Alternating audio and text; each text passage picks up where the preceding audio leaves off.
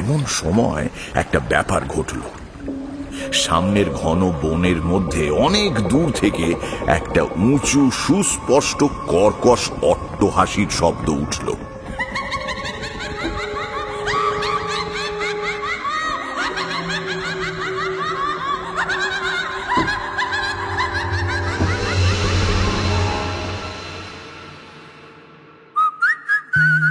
গপ্প মিলে ঠেক, কিছু ভয়, কিছু রহস্য, কিছু হাসি, কিছু প্রেম, এই ঠেকে সবই আছে। গপ্প মিলে ঠেকের আজকের গপ্প বিভূতিভূষণ বন্দ্যোপাধ্যায়ের হাসি। Any digital copy of this content leading to piracy is a crime. এই গল্পের যে কোনো রকম পাইরেসির বিরুদ্ধে উপযুক্ত আইনি ব্যবস্থা নেওয়া হবে। পাইরেসি দণ্ডনীয় অপরাধ। অনুগ্রহ করে পাইরেসি করবেন না, পাইরেসি সাপোর্ট করবেন না। তাহলে শুরু করা যাক।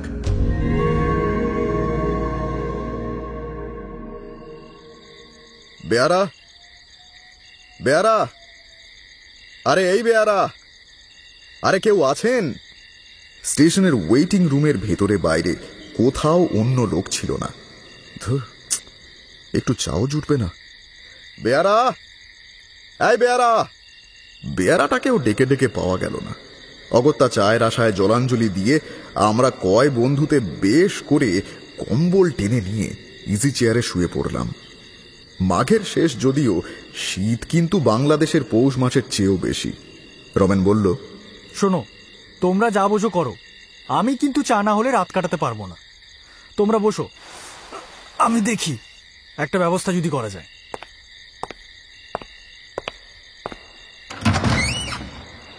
দরজা খোলার সঙ্গে সঙ্গে এক ঝলক তীক্ষ্ণ শীতল পশ্চিমে বাতাস তীরের মতো ঘরে ঢুকতেই আমরা হাঁ হাঁ করে উঠলাম। আরে আরে, হাট করে দরজাটা খুলে দিয়ে চলে গেলে? কি আশ্চর্য, কোনো কাণ্ডজ্ঞান নেই। রমেন ততক্ষণে চলে গিয়েছে।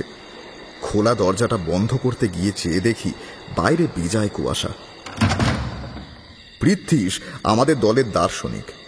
এতক্ষণ সে কম্বল দিয়ে আপাদমস্তক আবৃত করে শুয়েছিল। হঠাৎ সে মুখ তুলে গম্ভীরভাবে বলল, দেখো, আমার কিন্তু একটা আনক্যানি সেন্সেশন হচ্ছে। কেন বলো তো? আনক্যানি মানে ভূতটুত? সে কম্বল তুলে ফেলে ইজি চেয়ারে উঠে বসল।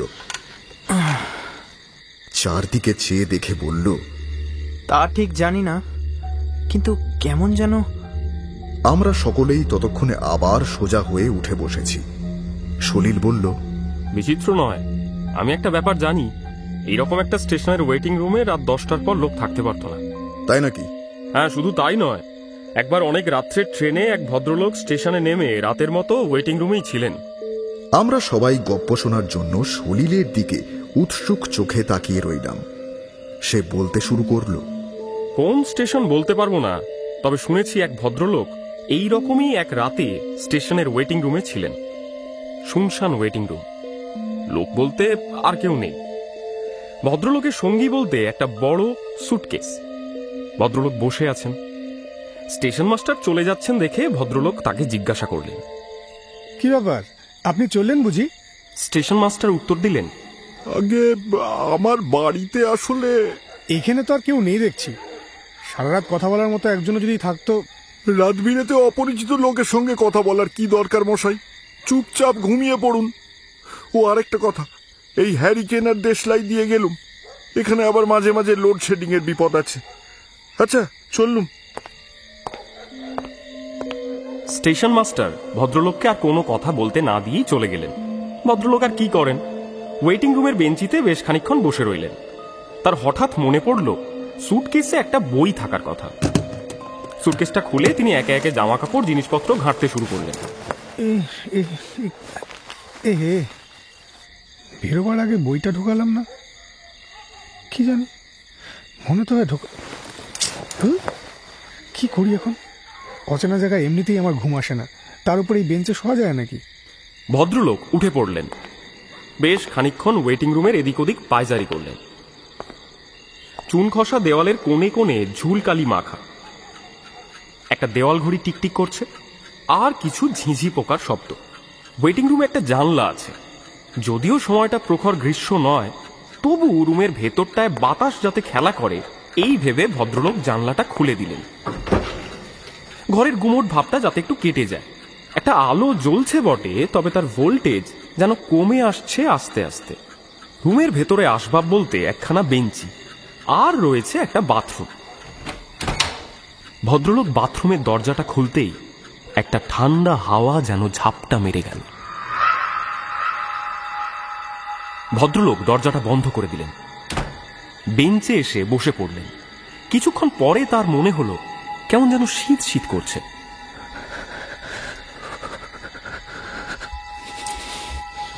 ভদ্রলোক পিছনের খোলা জানলাটার দিকে তাকালেন।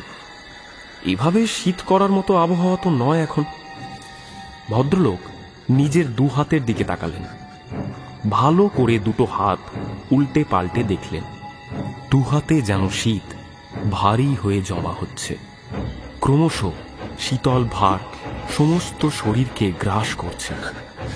গলা যেন শুকিয়ে আসছে, কিন্তু উঠে যাবার ক্ষমতা নেই। কোনো মতে শরীরের সমস্ত শক্তি সঞ্চয় করে ভদ্রলোক উঠে দাঁড়ালেন, টলতে টলতে হাঁটতে লাগলেন।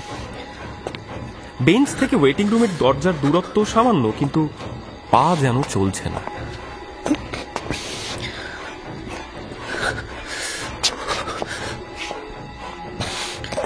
কোনো মতে দরজার কাছে পৌঁছে তিনি শরীরের সমস্ত শক্তি দিয়ে দরজাটা খুলে বাইরে প্ল্যাটফর্মে চলে এলেন। এ কি, বাইরে তো শীতই নেই, এ আবার কি? শরীরের ভেতর একটা অস্বস্তি হচ্ছিল, সেটাও তো আর হচ্ছে না। অদ্ভুত তো। আধো অন্ধকার প্ল্যাটফর্মের খানিকটায় পায়চারি করে ভদ্রলোক আবার ওয়েটিং রুমের দরজার সামনে এসে দাঁড়ালেন। কাহাতাকে এভাবে পায়চারি করা যায় ভেবে তিনি আবার রুমের দরজা খুলে ঢুকতেই লোডশেডিং হয়ে গেল। এই যা, তো আচ্ছা মুশকিল হলো। অন্ধকারে চেনা জায়গায় অপরিচিত হয়ে ওঠে, আর এ তো এক সম্পূর্ণ অচেনা ঘর। দেশলাই আর হ্যারিকেন রয়েছে বটে, কিন্তু সেটার কাছে তো আগে পৌঁছতে হবে। কোনো মতে হাতড়ে হাতড়ে বেঞ্চটার কাছে পৌঁছলেন ভদ্রলোক। যাক বাবা, এই তো হ্যারিকেনটা, এবার দেশলাইটা জ্বালানো যাক। দেশলাই ধরিয়ে হ্যারিকেনটা জ্বালাতেই একটা কণ্ঠস্বর তার কানে এলো। What's the matter, অসীম বাবু? কোথায় ছিলেন আপনি? কে কে কে? আপনি আপনি আবার আমার নাম জানলেন কি করে? হ্যারিকেনের আলোয় ভদ্রলোক দেখলেন তার পাশে একজন সাহেব বসে আছেন, পরনে বিলিতি কোট হ্যাট। আপনি ভয় পাচ্ছেন? আপনি আপনি এখানে কি করে, মানে কোথা থেকে? আমি তো এখানে। ফার্স্ট থিংস ফার্স্ট, আপনি আগে ভয় পাওয়াটা বন্ধ করুন। আপনি কে? I stay nearby. আপনি তো রাতে ট্রেনে এখানে এসেছেন। স্টেশন মাস্টার যাবার সময় আমার সাথে দেখা হয়ে গেল। উনি বললেন আপনার কথা, বললেন আপনি একা আছেন।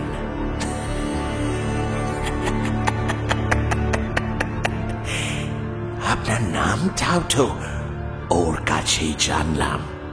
So I thought একটু দেখা করে আসি। ও তাই বলুন। একা একা বড়ই বিরক্ত লাগছিল। অচেনা জায়গায় ঘুমও আসে না আমার। আমার কাছে কিন্তু একটা দারুণ জিনিস আছে, খুব ভালো ঘুম হয়। না না, আপনি এসে গেছেন, আর ঘুমের দরকার নেই। আপনার সাথেই গল্প করে সময়টা কেটে যাবে। আমি গল্প করতে আসিনি, আমার গল্প করতে ভালো লাগে না। সাহেবের গলাটা এবার কেমন যেন ঠেকল। পরিস্থিতি স্বাভাবিক করার জন্য অসীমবাবু বললেন, আচ্ছা কটা বাজে বলুন তো? ঘড়িটা কি বন্ধ হয়ে গেল নাকি? ঠিক ঠিক শব্দটাও শুনতে পাচ্ছি না। অসীমবাবুর হঠাৎ খেয়াল হলো যে শুধু ঘড়ির টিক টিক নয়, ঝিঁঝি পোকার শব্দটাও যেন থেমে গেছে।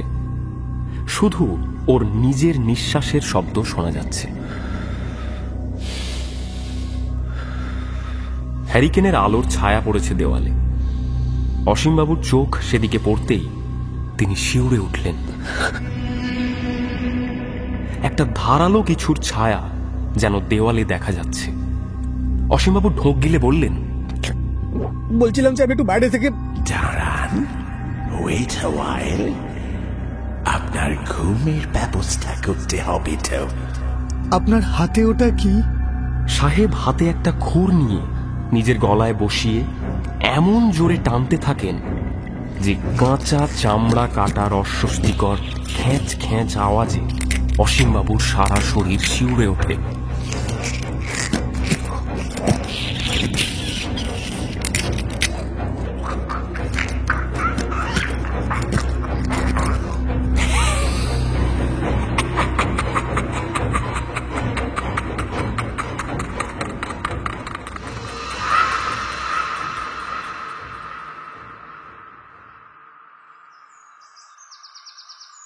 সকালেও অসীমবাবু ওঠেন না দেখে সকলে তুলতে গিয়ে দেখল তিনি অচৈতন্য অবস্থায় মুখ উপুড় করে পড়ে আছেন। তারপর অনেক যত্নে তার জ্ঞান হয়। তিনি সকলের কাছে সাহেবের কথা বলেন। স্টেশন মাস্টার বললেন, এই ওয়েটিং রুমের বাথরুমটার মধ্যে এক ছোকরা সাহেব ইঞ্জিনিয়ার ঠিক ওইভাবে গলায় খুর বসিয়ে আত্মহত্যা করেছিল। ওই তারপর থেকেই এই ব্যাপার। আমরা সকলে আমাদের বাথরুমটার দিকে চেয়ে দেখলাম। লুপ লাইনের নির্জন পাহাড়ে, জঙ্গলের ধারে, লাইনের ওপারে কেবল স্টেশন মাস্টারের কোয়ার্টারটা এবং লেভেল ক্রসিং এর ফটকে দারোয়ানের গুমটি। ওয়েটিং রুমের বাইরে স্টেশনের হাতার পরেই একটা ছোট্ট পান সিগারেট ও চায়ের দোকান। দিনমানে এমনকি সন্ধ্যার পর পর্যন্ত দেখেছিলাম। তারপর থেকেই আর দোকানির পাত্তা নেই। দোকান বন্ধ করে চলে গিয়েছে। গল্প ভালো করে জমতে না জমতে হঠাৎ দরজাটা খুলে গেল।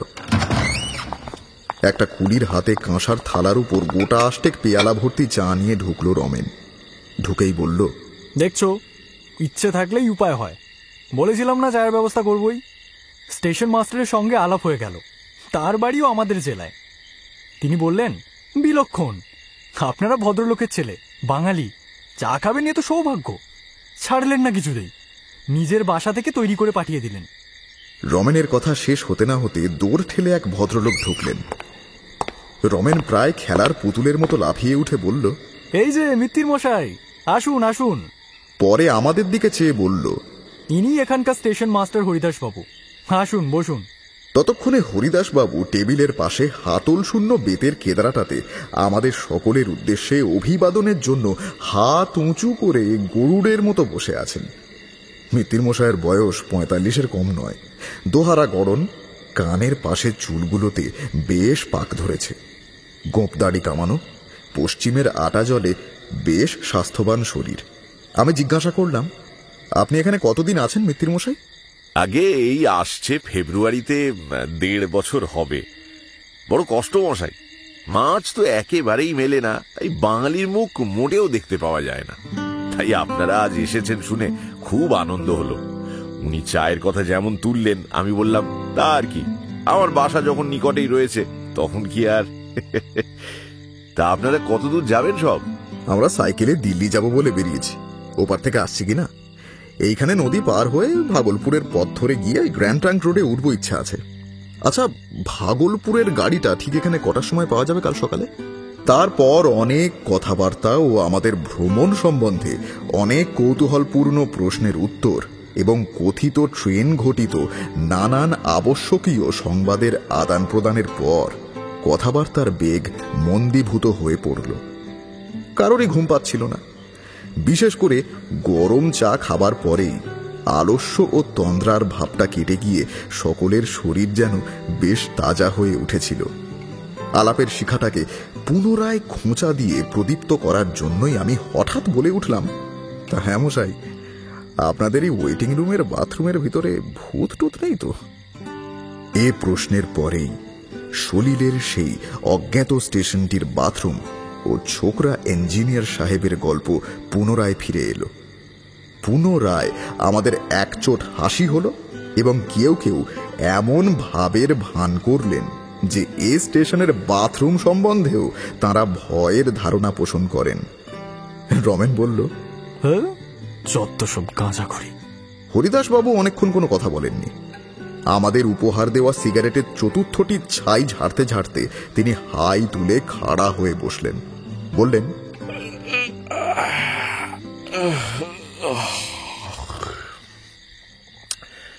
আপনারা হাসবেন হয়তো, কিন্তু আমার নিজের জীবনের একটা ব্যক্তিগত অভিজ্ঞতার কথা এখানে বলছি, শুনুন। পরে তিনি পঞ্চম সিগারেটটি ধরিয়ে নিজের অদ্ভুত গল্পটি বলে গেলেন। অনেক দিনের কথা। আমার বয়স তখন খুব বেশি না হলেও 14-15 কম নয়। আমার কাকা ফরেস্ট ডিপার্টমেন্টে কাজ করতেন এবং সেই সময় তিনি খুলনা মরেলগঞ্জ আউটপোস্টে থাকতেন। একবার কি উপলক্ষে সেটা এখন ঠিক মনে নেই, আমি আমাদের বাড়ির সকলের সঙ্গে কাকার কাছে বেড়াতে যাই। কাকা তখন ছিলেন খুলনার বাসাতে, সেইখানেই অনেকদিন আমরা ছিলাম। বেশি দিন থাকবার কথাবার্তা হওয়াতে আমি সেখানকার একটা স্কুলে ভর্তি হয়ে গেলাম। আমরা পুজোর পরেই সেবার খুলনা যাই। কয়েক মাস পড়বার পর গ্রীষ্মের ছুটি হলো প্রায় 1 মাসের ওপর। কাকাকে ধরলাম তার সঙ্গে তার কাজের জায়গা ওই মরেলগঞ্জে যাব। কাকা আমাকে নিয়েও গেলেন। সেই সময়টা মোম আর ওই মধু সংগ্রাহকদের লাইসেন্স নতুন করে করবার সময়। কেউ ফাঁকি দিয়ে পুরনো লাইসেন্সের বলে জঙ্গলে মোম মধু সংগ্রহ করে কিনা সেটা পাহারা দেবার জন্য ফরেস্ট ডিপার্টমেন্টের বোট আর স্টিম লঞ্চ সব সময় সুন্দরবনের নদী, খাঁড়ি আর ওই খালের মধ্যে ঘুরে ঘুরে পাহারা দিত। কতবার আমি কাকার সঙ্গে এই সরকারি বোটে সুন্দরবনের মধ্যে বেড়াতে গিয়েছি। আমার মনে এই সুন্দরবনের একটা অপূর্ব স্বপ্ন ছবি মুদ্রিত আছে। তখন আমি ছেলে মানুষ, সবে শহর থেকে গিয়েছি। সুন্দরবনের অপূর্ব বন্য সৌন্দর্য এই 1 মাসে প্রতিদিন আমার ক্ষুধার্ত ব্যগ্র বালক মনে কি আনন্দের বার্তা বয়ে আনতো সে আমি মুখে আপনাদের বোঝাতে পারি না। আর কখনো সে দেশে যাইনি। অনেক দিনের কথা হলেও এখনো মধ্যে মধ্যে সুন্দরবনের, বিশেষ করে জ্যোৎস্না ওঠা সুন্দরবনের ছবি, অপরিসর খালের মাটির জঙ্গলে ভরা ঢালু পাড়, নতুন পাতা ওঠা গাব গাছের আর ওই বন্য গোল গাছের সারি, খাঁড়ির মুখে জোয়ারের শব্দ যখনই মনে হয়, একটা জিনিসের জন্য বেদনায় এ বয়সেও মনটা যেন কেমন করে ওঠে। তা সেদিনের কথাটা আমার বেশ মনে আছে। সুন্দরবনের সেই অংশটা তখন জরিপ হচ্ছিল। তাদের একটা বড় লঞ্চ বড় গাঙের মাঝখানে বাঁধা থাকত। দুপুরবেলা সেদিন সেই লঞ্চটাতে আমাদের নেমন্তন্ন ছিল 4-5 জন। আমি, একজন ওই কানুঙ্গ, একজন কেরানি, সবাই বাঙালি, সব শুদ্ধ ওই 7-8 জন লোক লঞ্চটাতে। খাওয়া দাওয়াটা খুব গুরুতর রকমের হলো। তারপর একটু গান বাজনাও হলো, বুঝলেন। বেলা পড়ে গেলে সেখান থেকে বিদায় নিয়ে আমাদের বজরাটা ছাড়লাম। ক্রমে রাত হলো, জ্যোৎস্না উঠল। খালের দুধারে নতুন পাতা ওঠা বনের মাথাটা জ্যোৎস্নায় চিকচিক করছিল। দূর থেকে নৈশ পাখির 2-1টা অদ্ভুত রকমের ডাক কানে আসছিল সেই সময়। জোয়ারের জলে মগ্ন গোল গাছের আনত শাখাগুলো ভাটার পরে একটু একটু করে জল থেকে জেগে উঠতে লাগলো। বাঘের উপদ্রবের ভয় সব সময় আমাদের বজরাতে ওই 2 জন বন্দুকধারী সিপাহী থাকত। তারা বজরার ওধারের তোলা উনুনে রান্না চাপিয়ে দিল। রাতটা বড় গরম ছিল, গুমোট ধরনের। গাছের পাতাটি পর্যন্ত নড়ছিল না। চারিদিকে একটা নীরব থমথমে ভাব। ছইয়ের ভেতরে থাকবার উপায় নেই।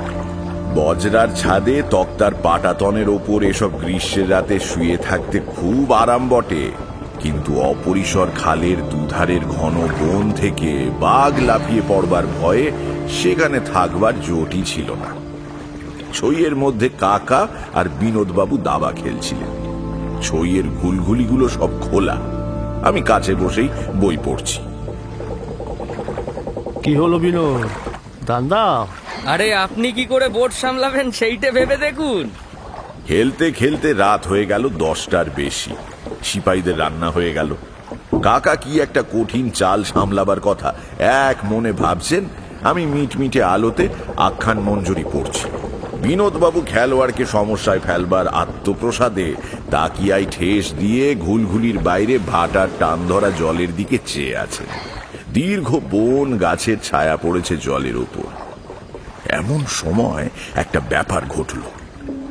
সামনের ঘন বনের মধ্যে অনেক দূর থেকে একটা উঁচু সুস্পষ্ট কর্কশ অট্টহাসির শব্দ উঠল।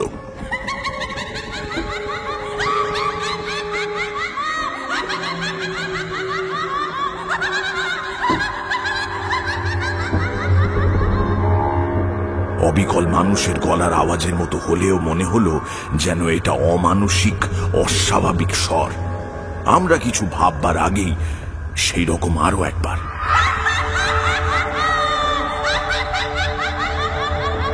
এবং তারপর আবার। হাসির শব্দটা এত উচ্চ আর তীক্ষ্ণ যে মনে হলো বনের গাছগুলো কেঁপে কেঁপে উঠছে, মাটি যেন কাঁপছে, বোটটা যেন দুলছে। সিপাহীরা তাড়াতাড়ি খাওয়া ছেড়ে উঠে এলো।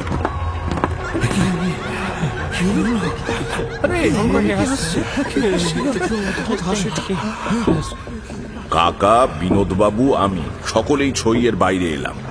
গাছপালা ছবির মতো দাঁড়িয়ে আছে, কোথাও হাওয়া নেই, পাতাটি পর্যন্ত নড়ে না। সামনে জ্যোৎস্না রাতের চাঁদ বন গাছের আড়ালে ঢলে পড়েছে। বিনোদবাবু বললেন, কি মশাই, রামবাবু, ব্যাপারটা কি? কি জানি, কিছুই তো বুঝতে পারছি না। মাঝিরা ভারী ভয় পেয়ে গিয়েছে। তারা বজরার মাস্তুলের তলায় গোল হয়ে দাঁড়িয়ে এক দৃষ্টে বনের দিকে চেয়ে আছে। কি অলক্ষণী ব্যাপার, আজ মনে হয় কপালে বিপদ নাচছে। হাসি থেমে গেছে ইতিমধ্যে। কাকা একটু গলা তুলে জিজ্ঞেস করলেন, কে কে কেউ আছো এখানে? কোনো শব্দ নেই। কাকা আবার জিজ্ঞেস করলেন, কেউ আছো? কোনো সাড়া নেই। কাকা এবার বাকিদের উদ্দেশ্যে বললেন, কেউ নির্ঘাত বদমাইশি করছে, ভেবেছে আমরা নতুন লোক, ভয় দেখানো যাবে। চলো চলো সবাই ভেতরে চলো।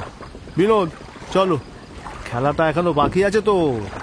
কাকার ভরসা পেয়ে বাকিরাও একটু আশ্বস্ত হলো। সত্যি আর হাসি শোনা যাচ্ছে না। কাকার কথাই ঠিক। আমরা সকলে ছইয়ের মধ্যে ঢুকতে যাচ্ছি, এমন সময় আবার সেই হাসির শব্দ উঠল।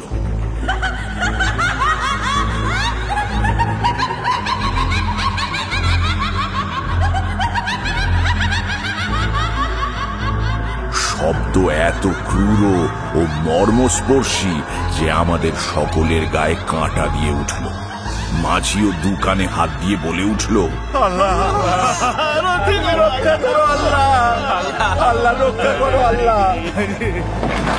বোটটা যেন আবার দুলতে শুরু করেছে। খাবার দাবারের বাসনপত্র চারিদিকে গড়িয়ে গড়িয়ে পড়ছে। আমিও কেমন যেন ডাল সামলাতে পারছি না। কাকা ও বিনোদবাবু ছইয়ের মধ্যে পরস্পরের মুখ চাওয়াচাওয়ি করলেন। বিনোদবাবু বললেন, কি মশাই, হয় না নাকি? কিন্তু তার মুখ দেখে আর গলার সুরে মনে হলো তিনি কথাটা নিজেই বিশ্বাস করেন না। তারপর নিজেদের মধ্যে পরামর্শ শুরু হলো। মাঝি ভাই, নৌকো এখান থেকে সরানো যায় না? হ্যাঁ, ঠিক বলেছেন। কি হে, এখান থেকে অন্য কোথাও নিয়ে চলো। মুশকিল আছে কর্তা। আরে চেষ্টা করে দেখোই না, এখানে এভাবে তো সারা রাত থাকা যায় না। মাঝিরা নিমরাজি হয়ে চেষ্টা করতে লাগলো।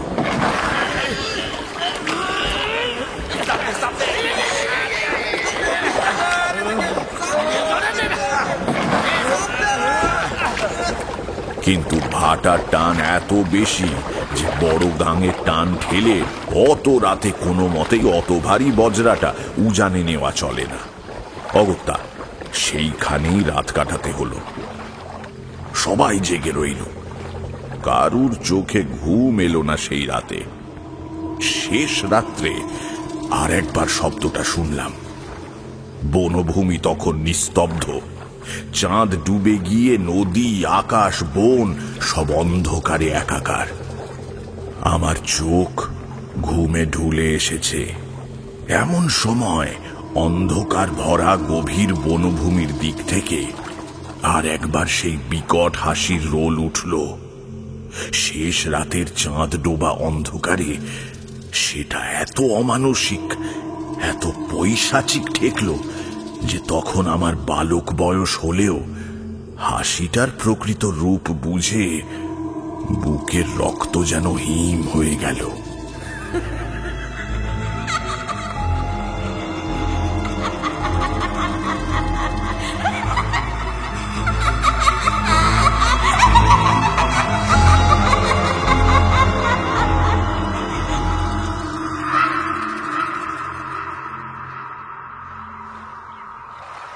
সকালে জোয়ারের মুখে বজরা ছেড়ে আমরা দুপুরের সময় স্টিম লঞ্চে ফিরে এলাম। সেখানে সব কথা শুনে প্রধান সারেং খালাসিদের মধ্যে কেউ কেউ বললে, এই শব্দ এর আগেও আমরা শুনেছি, তবে ওই জায়গা তো কেউ একটা যায় না, বড় গভীর বন তো, লোক চলাচল খুব কম। তবে কি জানেন, ওই বনের মধ্যে অনেক দূর গেলি প্রাচীনকালের ঘর বাড়ির চিহ্ন সব পাওয়া যায়। ওদের কথা অনুযায়ী জঙ্গলের মধ্যে শ্রেণীবদ্ধ প্রাচীন বকুল গাছের সারি দেখে মনে হয় কোনো সময় সেসব স্থানে লোকের বাস ছিল। সে যাই থাকুক, আজও এতদিন পরে যখনই কথাটা মনে পড়ে তখন এই কথাটাই মনে হয়। গভীর রাত্রির অন্ধকারে জনহীন জনপদের ধ্বংসস্তূপের চারিপাশে ঘূর্ণায়মান কোনো অভিশপ্ত অশরীরী আত্মার পৈশাচিক উল্লাস ভরা অট্টহাসি সেদিন কানে গিয়েছিল। তাই হাসির রোলটা যখনই মনে আসে, আজও এতকাল পরেও যেন সারা শরীর শিউরে ওঠে।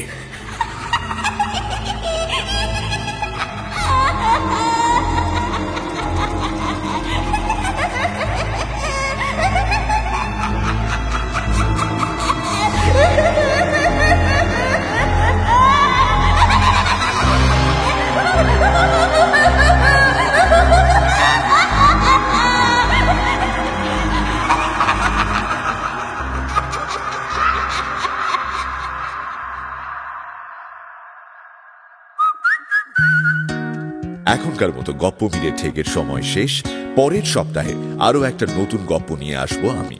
Till then, like, share and subscribe to my channel and don't forget to click on the bell icon for notifications. নিজে তো শুনছেনই, সঙ্গে বন্ধুদেরও জানান। প্রত্যেক শনিবার রাত 9টায় আমি মীর নিয়ে আসি গপ্প মিলে ঠেক, আপনার গপ্পের প্লেলিস্ট। চুনখসা দেওয়ালের কোণে কোণে ঝুলকালি মাখা একটা ঝুলকালি বললাম। কালি, এটা কালি হবে। তুই খালি বলেছিস? না, কালি বলেছিস। কালি বলেছিস, ঠিকই বলেছিস। তাহলে আচ্ছা, ঠিকই তো আছে। চামড়া কাটার অস্বস্তিকর খ্যাঁচ খ্যাঁচ আওয়াজে অসীমবাবুর সারা শরীর শিউরে ওঠে। আরেকবার যা, বল। আরেকবার যা, আরেকটু সাসপেন্স নিয়ে যাবো। রোলিং।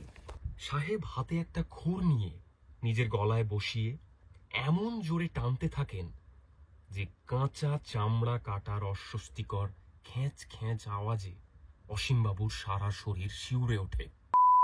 আমরা সাইকেলে দিল্লি যাবো বলে বেরিয়েছি। ওপার থেকে আসছি কিনা, এইখানে নদী পার হয়ে ওই ভাগলপুরের পথ ধরে গিয়ে ওই গ্র্যান্ড ট্রাঙ্ক রোডে উঠবো ইচ্ছে আছে। আমরা বলি না এটা এদিকে যাবো, তারপরে আপনার ওই রাস্তাটা ধরবো, ওই রাস্তা ধরেই যাওয়ার ইচ্ছে আছে আর কি। ওইটা ভাগলপুরের গাড়িটা ঠিক কটায় পাওয়া যাবে কাল সকালে? এইটা ক্যাজুয়াল। ঠিক আছে, যাই।